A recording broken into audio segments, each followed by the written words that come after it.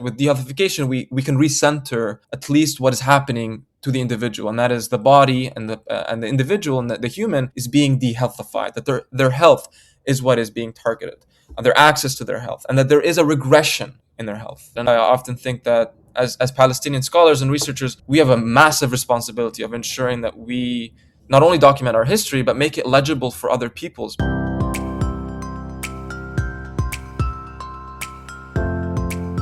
From Al-Shabaka, the Palestinian Policy Network, I am Yara Hawari, and this is Rethinking Palestine.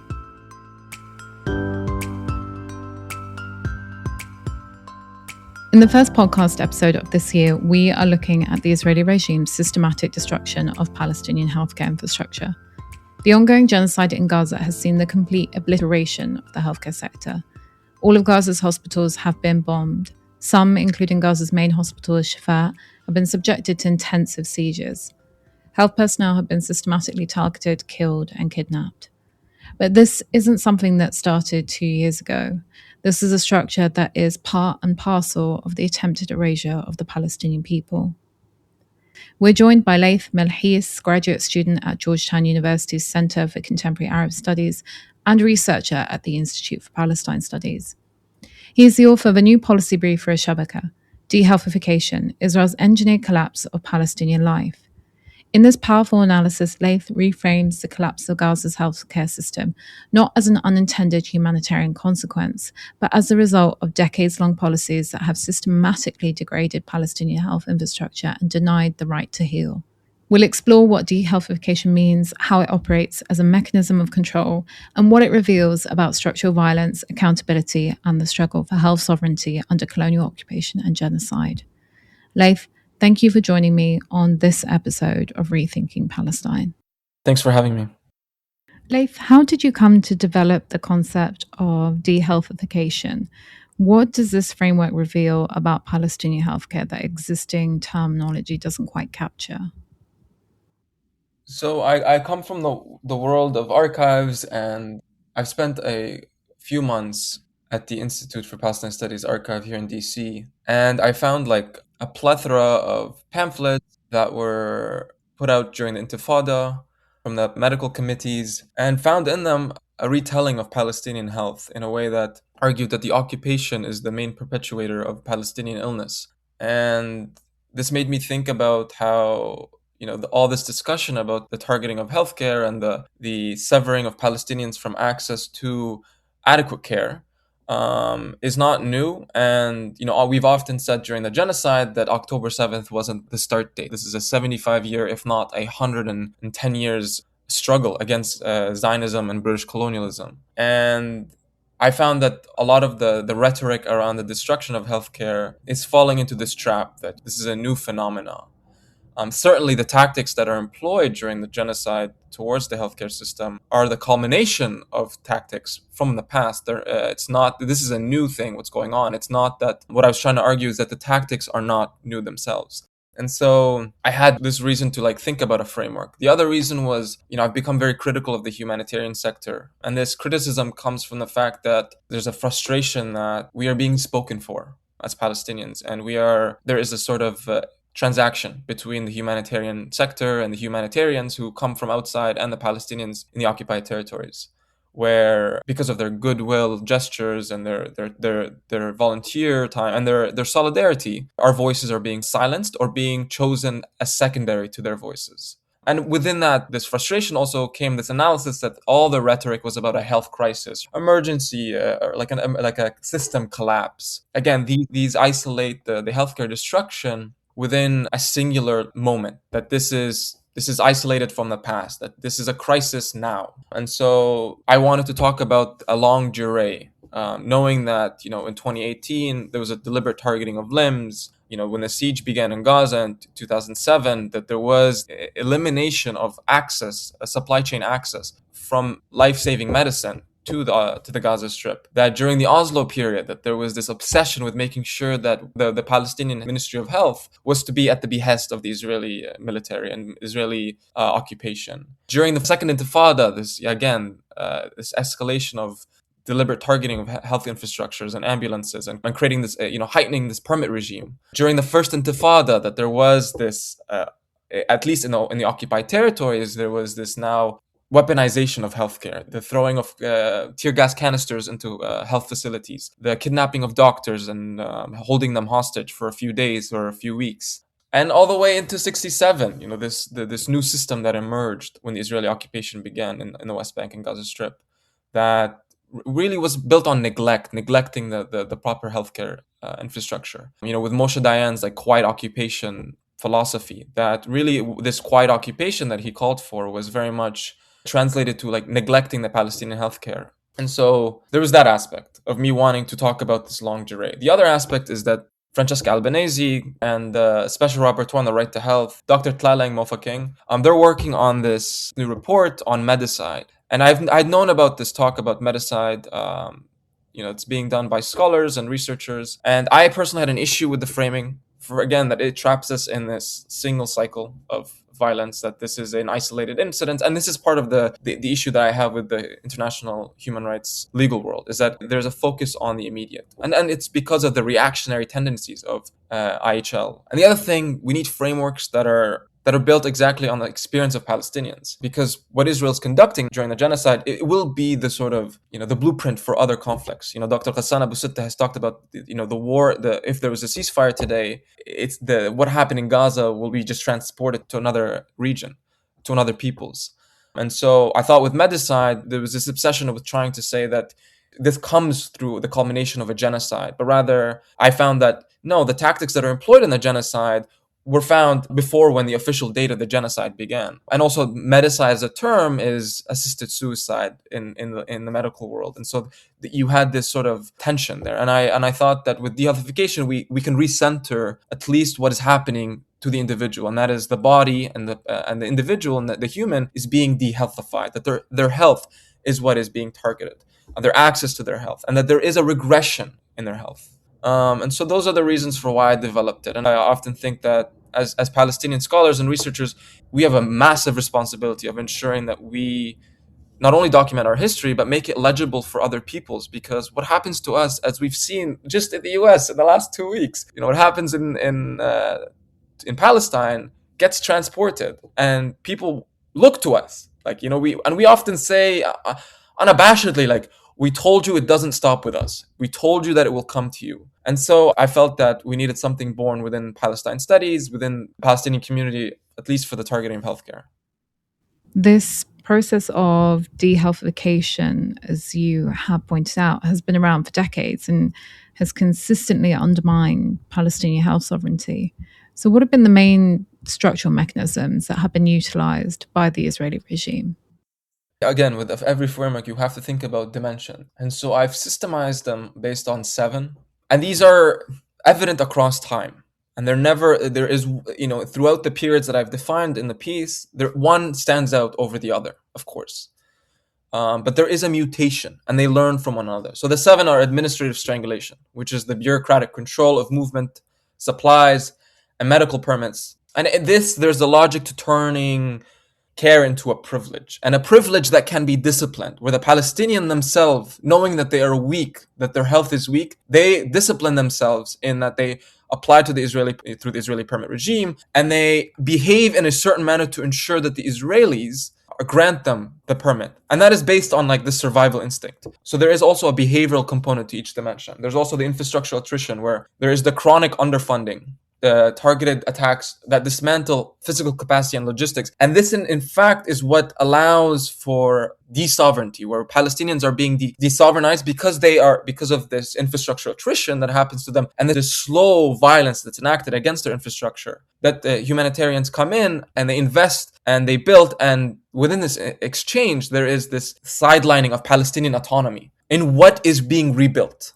And because the humanitarian sector very much has to negotiate with the Israeli regime, because that's the system that they are behest to. The Israelis historically allowed humanitarians operating in the occupied territories, but it has to come through the approval of the Israelis. And within that, we've seen the sort of massive sidelining of Palestinian autonomy. The other is the clinical criminalization, where we see health work historically, not just in this phase of the genocide, that have been targeted, where hospitals and staff, they themselves become security risks and security threats, I should say. And this sort of security threat justifies for why they are imprisoned, for why they are killed. Another part of this clinical criminalization is there's also this component of like ensuring that Palestinian medical institutions that want to train, and this comes to the epistemic erasure, that want to train the next generation, are also massively restricted from expanding and from operating with other networks outside the occupied territories. And then there's the dependency engineering, which ties again to the infrastructural attrition with the humanitarian sector, where there is a systemic design that ties the survival of the Palestinian and their body to the occupier's administrative and economic control, and as well the foreign humanitarian organizations that operate in Palestinian territories. Another is the epistemic erasure, where there is like this suppression, distortion, and in fact, the dismissal of health data. We saw this during the genocide, where malicious bodies were saying that the Palestinian mortality and numbers of killed by are as a Hamas-run agency, that the Palestinian Ministry of Health is Hamas-run, as a sort of like epistemic erasure. We all knew that the number that was being used by the Ministry of Health was massively incorrect. And it wasn't because it was incorrect, it was just because they couldn't count everybody that was actually dying in real time. And so there was this dependency engineering that we often were citing the UN bodies, or at times the number that the Israelis had sort of collected was being used as well, because it was higher, and it was a number that we would, because the Israeli military is a body that the world thinks has more legitimacy, and so that number was being used as well. Another is the ecological sabotage, which we are yet to actually fully understand. There is a weaponization of air, soil, energy systems that are going to biologically throttle life. And Dr. Ghassan Abousseh talks about this in his Biosphere of Genocide, that the genocide doesn't just happen with the destruction of buildings, but it happens where the entire environment itself is weaponized against the body, where there is rotting bodies that are just polluting the air themselves, that the Palestinians that are surviving and are alive are consuming, and that itself affects their body and their longevity. I spoke with Dr. Yiping Ji, family doctor in Canada, who genuinely believes, and still does, that the next pandemic will come out of Gaza because of how the environment was sabotaged. And the other one is the program disablement, which is something that I'm trying to track more recently, is the deliberate targeting of limbs. And we have this now, Gaza having the largest amputee crisis in the world. And so this is another one that is very much a pattern that you see since 67. If you're enjoying this podcast, please visit our website, al-shabaka.org, where you will find more Palestinian policy analysis and where you can join our mailing list and donate to support our work. I think what we've seen in Gaza over the last 2 years are these structural mechanisms on steroids. And it's important to say that even now with the ceasefire, the genocide continues, and with it, the de-healthification process. And it continues in ways that are nefarious and that are possibly invisible to social media feeds and mainstream media. As you mentioned, the pollution of the soil and the water table. All of these things will have devastating effects on the population in Gaza for not just years to come, but generations to come.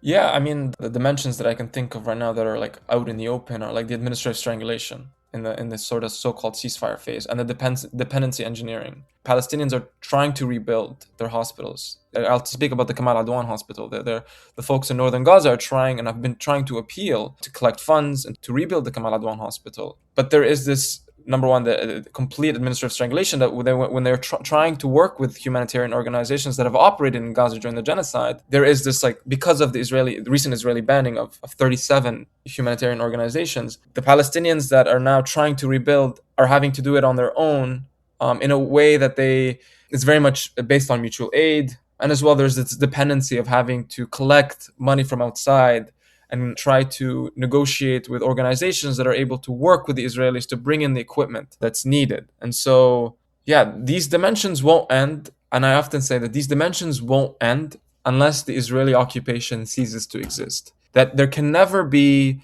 the healthification of Palestinians without the elimination of the Israeli occupation and control over every mechanism of Palestinian life.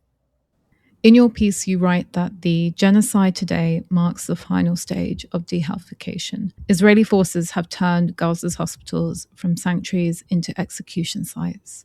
One of the images that will stay etched in my memory forever from the genocide in Gaza is that of medical staff at Shifa Hospital digging mass graves for their colleagues and for their patients in the hospital grounds. And I'm just wondering, can you elaborate a bit more on what you mean by that final stage of de-Healthification? For me, that's the image that really captures it.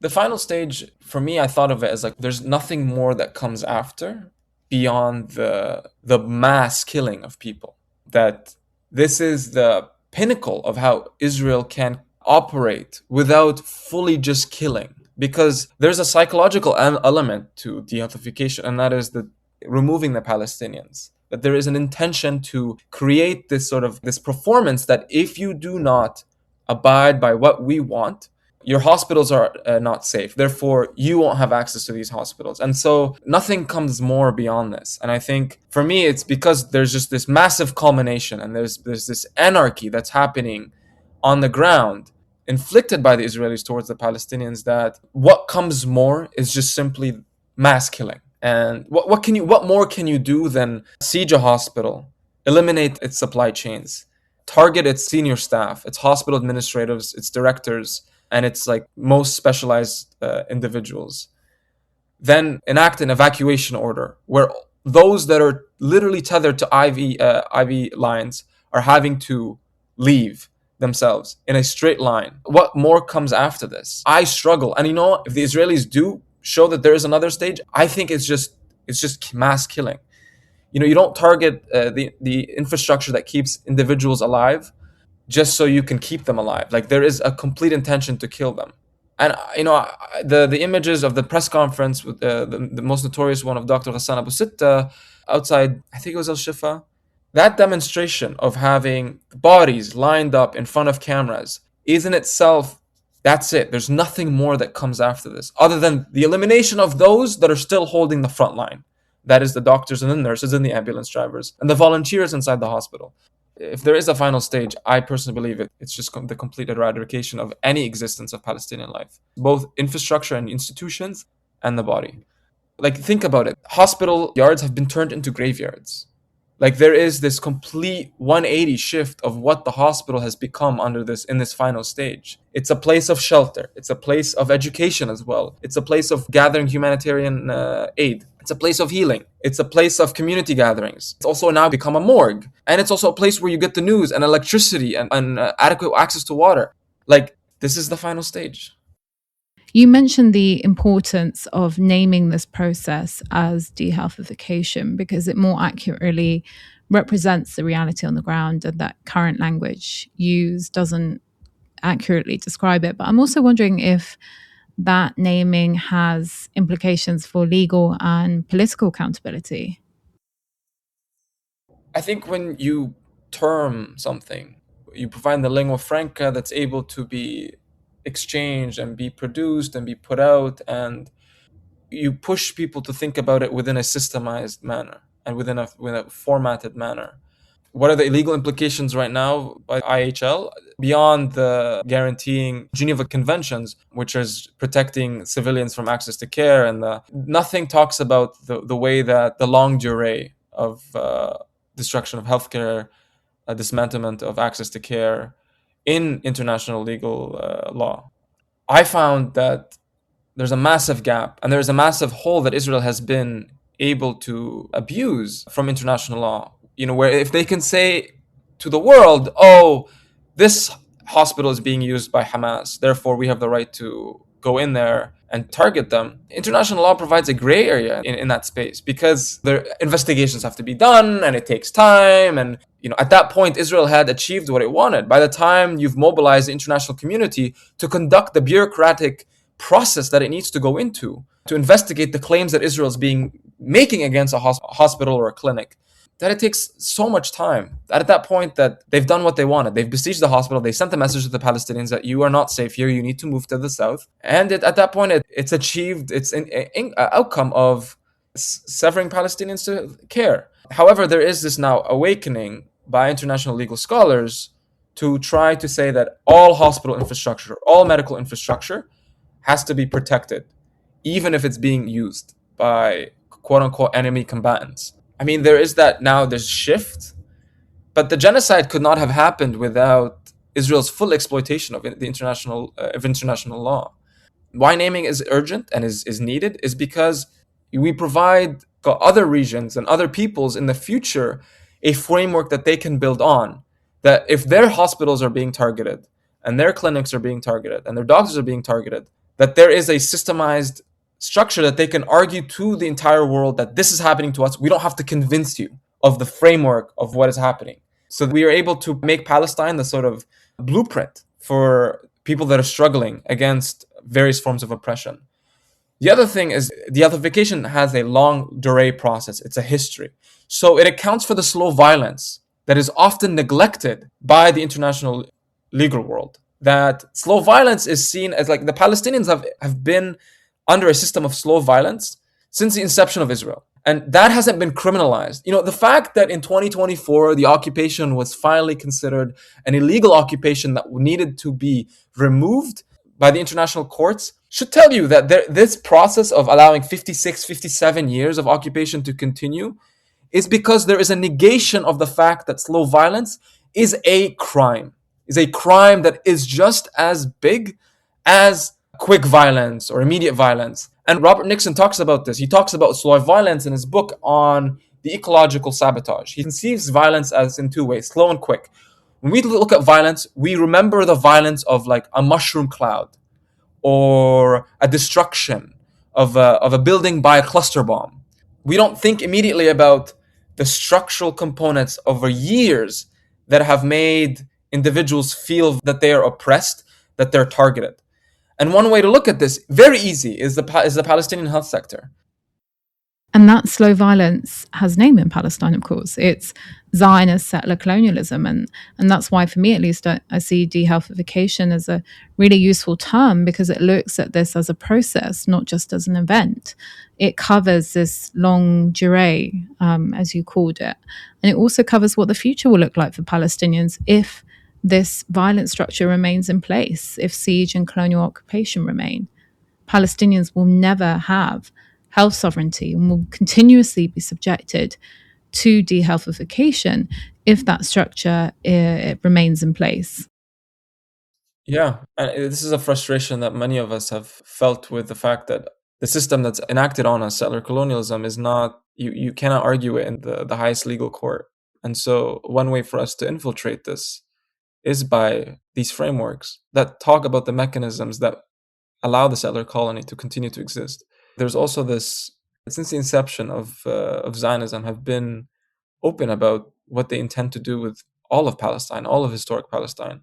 And so the destruction of the medical infrastructure is for Zionism to achieve its intended goals, and that is full autonomy from the river to the sea, if not also the greater Israel.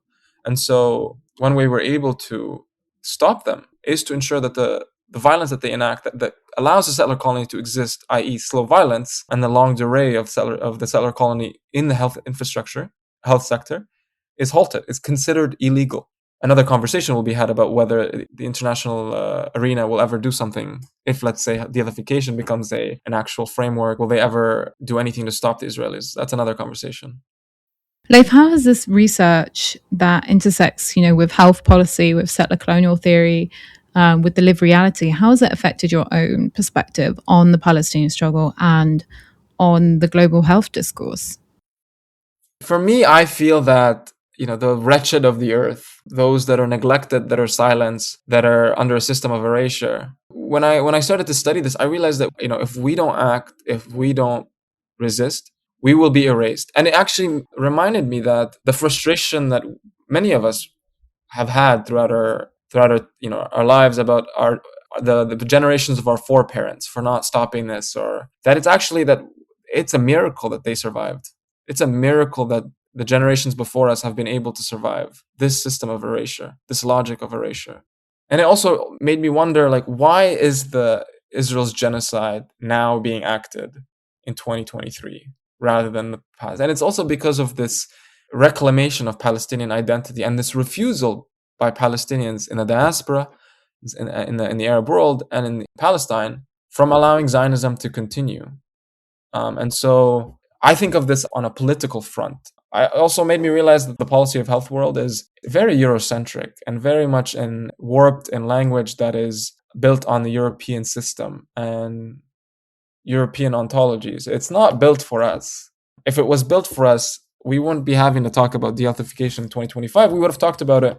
If anything, the most prescient moment is during the siege on Gaza. If not, 2018 March of Return. The fact that you had the numbers of being deliberately targeted and their amputations. At that point, it becomes too easy not to argue it at that point. But we are under a system of erasure, and if we don't act, we will be erased. If we allow the pacification of Palestinian resistance to be successful, the project of pacifying us, we will be erased. I know many of us are tired now. I know this because my family's tired. I am tired. My friends are tired. When we're seeing the daily violence that is still acted in this so-called ceasefire, many of us are not sharing. Many of us are not talking about it as much. There is just it's not acceptance, it's fatigue, I would say. And I feel that if we allow this fatigue to overtake us, they'll win. They'll win. Layth, finally, you also call for building knowledge infrastructure for liberation medicine. Can you elaborate a bit on that? Yeah, I felt that what comes in our future thinking, in our organizing, in our scheming, we need to also reimagine how we deliver health and medicine. And we need to politicize medical institutions. And we need to put the doctor, the nurse, the ambulance worker, the first aid provider in sphere of politics, where they're not just treating the body and the wound, they're actually treating the conditions that made this wound possible, that justified this wound, that prohibited the first aid and healthcare administer from having the right tools to support that individual. And I wrote this thing about us needing to think about a holistic medicine.